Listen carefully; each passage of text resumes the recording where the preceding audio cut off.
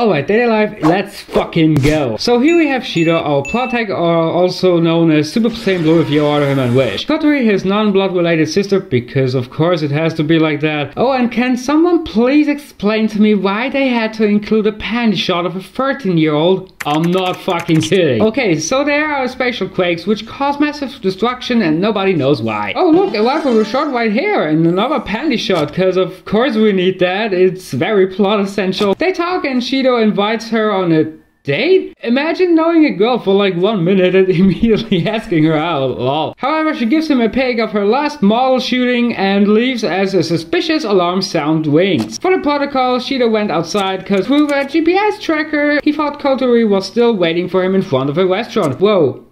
How fucking dumb can you be to actually believe that? Oof, a lilac-haired waifu with an ass fucking big and broad sword. Wow, this harem anime needed one half of an episode to turn into SO, huh? And the white-haired waifu is there too, in a comet suit? Well, that escalated quickly. And now the lilac waifu with no name fights against Origami. Our Super Saiyan Blue bootleg wakes up in a facility where he's greeted by another waifu named Rene? Bro, she looks like me when I stay up extra hours just to edit a video, which maybe gets 200 views, feeling no pain at all. And what? Kotori is actually capable and the commander of a giant airship? She's 13, by the way, just a reminder. Alright, now we get a little lore lesson. They're spirits. Spirits make kaboom. Shido needs to date them to stop their rampage. Hold on. He has to date and kiss them to seal away their powers. Man, I'd shit my pants if I were him. Alright, now it gets funny. He has to convince the lilac chick to go on a date with him, and how, you ask? With a fucking ear pod and a choice of 3 answers each, which he has to quote once the Fraxinus team decides on one. And man, Shido has some balls to say that to a hyperdimensional being.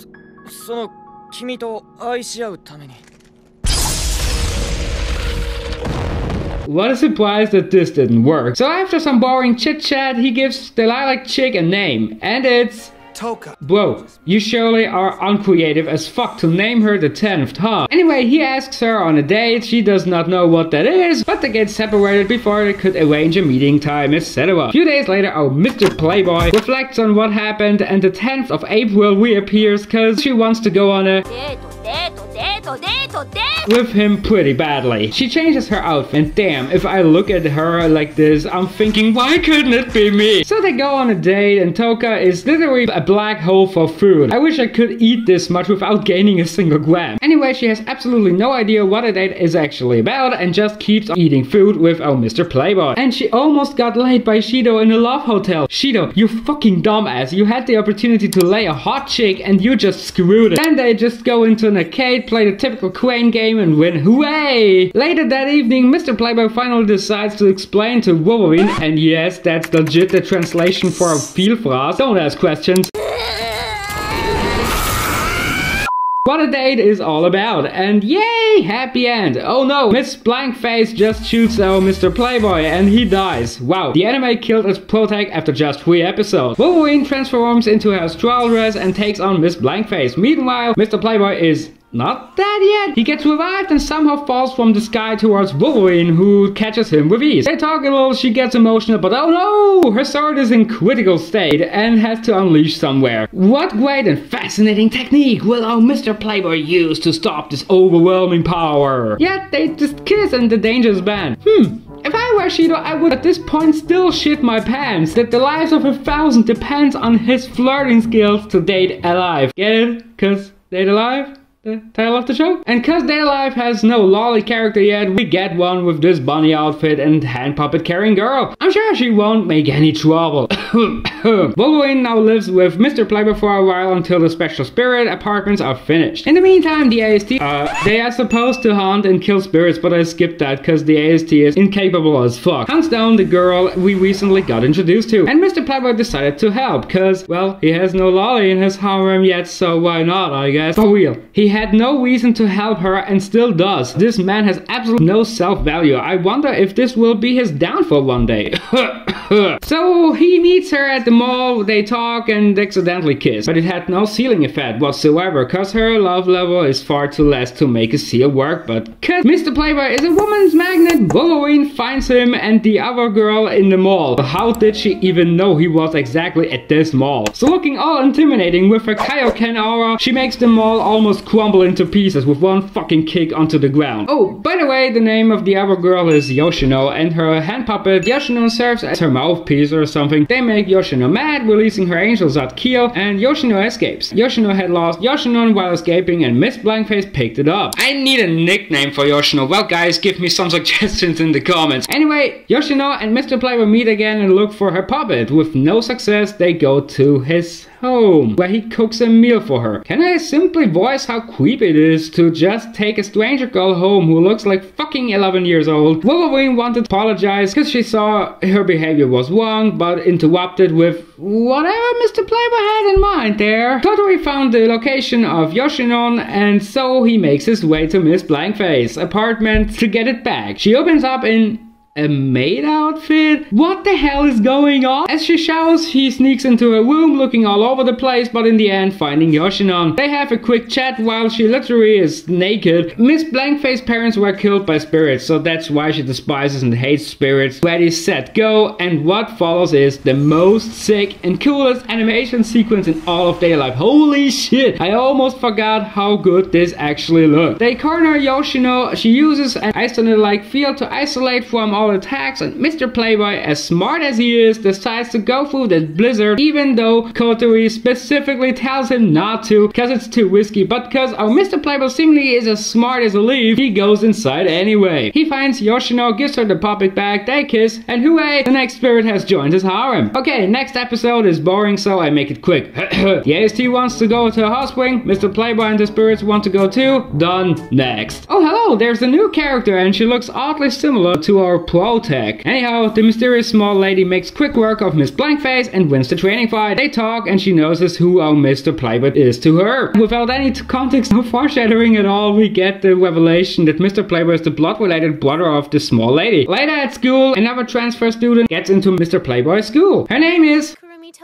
and also introduces herself as a spirit. Like, why? And from this point onwards, immediately catches the eye of the whole community in more ways than one. These hills sing.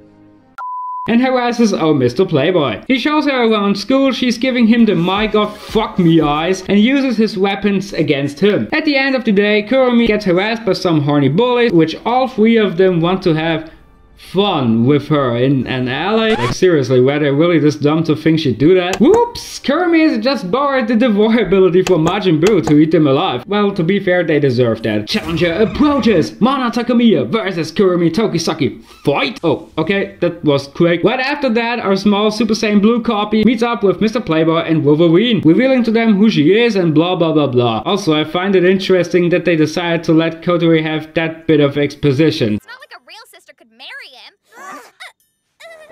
But for some reason Kurumi is still alive and agrees to go on a date with our Mr. Playboy. But Mr. Playboy couldn't have it any worse, cause at the exact same time Miss Blankface and Wolverine force a date on him on the same day. And man, Wolverine does it with some style. Why couldn't it be me? Well, he just switches between all three of them at once, and I guess I'm just the only one who asks himself why none of them get sus. But who cares? Oh no! Kurumi was the evil menace all along! Also, her Strauss dress is a maid outfit? It looks good. Now Kurumi wants to devour Mr. Playboy. And no, not in a sexual way, you perverts. I mean like literally. But then Mana stepped in to save the day. Seriously, I don't have a nickname for her because she's badass. She kills Kurumi in front of Mr. Playboy's eyes and yep, that's it. A bit later, Kurumi refuses to trust in Mr. Playboy's resolve to save her and Mana and puts his words to the test with the Shadow Realm. Is Yugi nearby? Well then, Mr. Playboy and Kurumi meet on the roof, they talk, yada yada yada. He convinces her to turn over a new leaf, but then gets killed by